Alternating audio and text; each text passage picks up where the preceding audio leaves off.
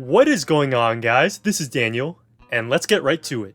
So let's look at the top 7 teams in defensive rating this season, and in particular, I want to focus on 3 of them, the Raptors, Celtics, and Sixers. Why? Because I think we can learn a lot about all 3 defenses by watching one play, the Nikola Vucevic pick and pop.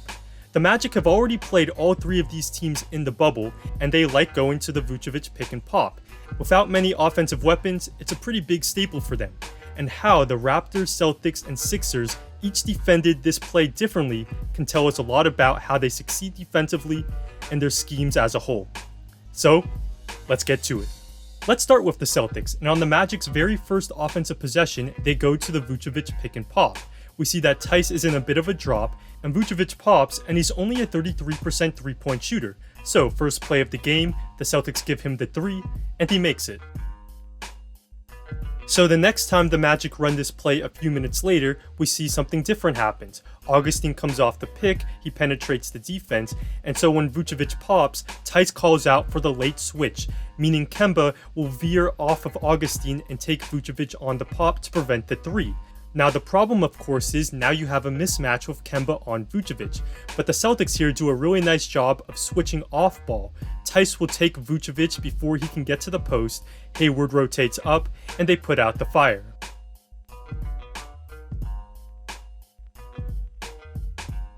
Here we see it again, Vucevic will pop, and Hayward will late switch onto him to take away the 3. And part of the reason this works so well for the Celtics is because they are so switchable. Hayward is a big, strong wing, and then on the handoff, he can switch with Jaylen Brown, who's also a versatile wing.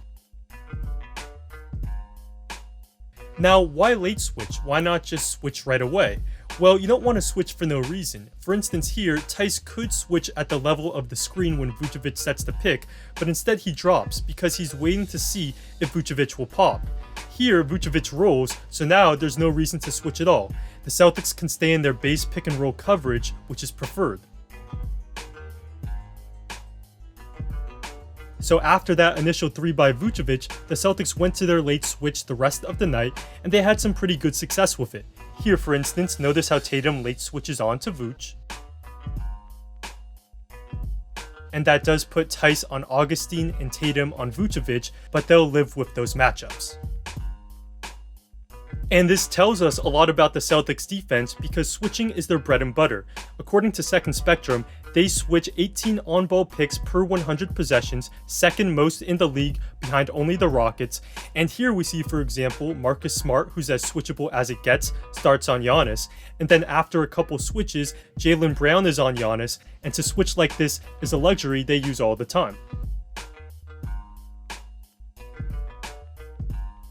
And I think a great example of how the Celtics really disrupt teams with their switching is how they steer switch. So here for example, Tyler Hero is about to dribble off of a double drag pick, and the thing with these double drag screens is teams almost always have their center as the second screener and then a guard or forward as the first screener. And so the Celtics don't really want to switch Tice onto a guard for no reason, but they have no problem switching 1 through 4. So, enter the steer switch. Hayward will switch out onto Hero and then he'll steer him back away from the screen. Here, this doesn't let Hero get middle and forces him toward his left hand.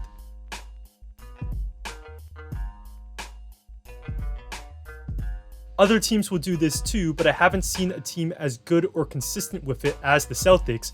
Here, Augustine looks to drive off of the double drag screen, but the steer switch by Jaylen stops him right in his tracks.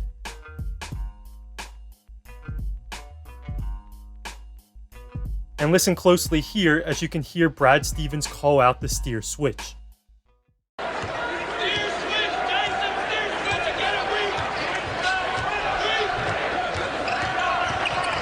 Connell gets in the paint again.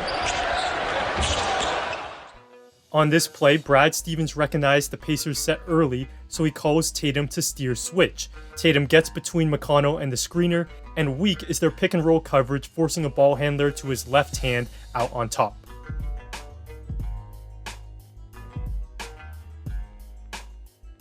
Now let's move on to what the Raptors did to defend the Vucevic pick and pop. And they mixed it up, but largely what they did was help extremely heavily in the gap. Here for instance, Vucevic sets the ball screen, and we see Siakam is in the gap helping one pass away. And what that does here is it stops DJ Augustine and he can't really get downhill. Therefore, Gasol doesn't really have to commit and he can stay closer to Vucevic on the pop.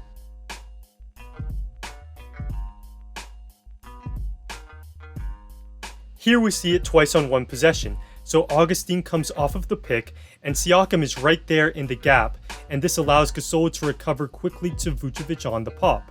Then on the handoff, we see that Van Vliet comes over, taking away the driving gap, even off of a good shooter in Augustine. And this is what they do. It's one of the major trademarks of their defense. They help extremely heavily in the gap, and it doesn't take much to trigger it. This is how they defend most ball screens, and not just pick and pops. Here, this is more of a roll from Vooch, but still, Siakam is right there in the gap, and this is how they cause chaos.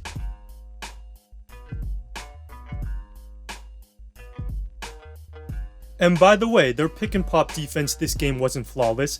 Here, for instance, on the pop, Gasol stays close to Vooch because he knows he'll have help in the gap, but here Lowry ends up fouling Fournier.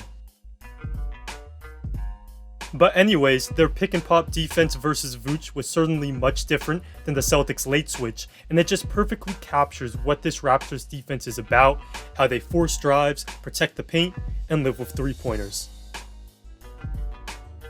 And for those that don't know, they're second in the league at forcing turnovers, they're 6th at preventing shots at the rim, and they're 30th, which people would typically say is a bad thing, in preventing shots from 3. Now let's talk about the Sixers, and the fair warning, if you're a Sixers fan who wants to hear only positive things, this video will disappoint you. Now, in the first half, I thought their pick and pop defense was very solid. Here, for instance, we see they do what a lot of teams do. On the pop, we see their big is in a drop. They're not going to help one pass away, especially from the corner. And here, when Milton does a nice job of staying with the ball, Embiid doesn't have to commit, and they force a tough 3. And here's another play from the first half. The Magic go to their double drag screen. No steer switch like the Celtics, but that's okay. Embiid contains in the drop, and then he recovers nicely to Vooch. But in the second half, they made a few errors. So here we have a pick and pop, and Milton here doesn't get all the way in front of Augustine, and Embiid leaves too soon to guard Vooch on the pop. Then a few minutes later, it happens again. Augustine comes off of the screens, Milton doesn't get in front, but Embiid is clearly somewhat worried about Vooch because he never stops ball, and Augustine gets a layup. A minute later, the Magic go to the pop again, and this is solid defense. Richardson does get even with the ball, so now it's okay that Embiid fans out to Vooch, but give Fournier credit as he hits a tough layup. So, in the grand scheme of things, these plays meant nothing. The Sixers won the game, and they eventually adjusted with more of a late switch. So what's the takeaway? Well, when I watch these 3 plays, I can't help but notice how they don't seem to be dedicated to protect the rim.